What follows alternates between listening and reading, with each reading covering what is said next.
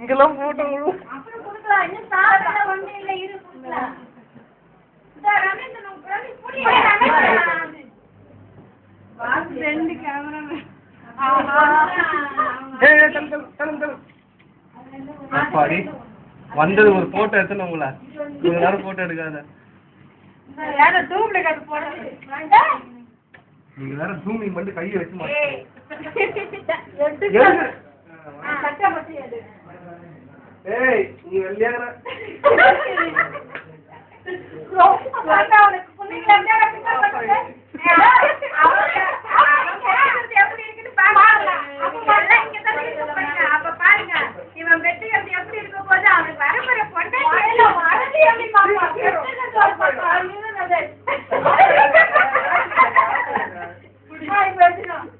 என்ன எடுக்கிறடா? இத வச்சு எடுக்கிறது. உங்க சிஸ்டர்ல ஒரு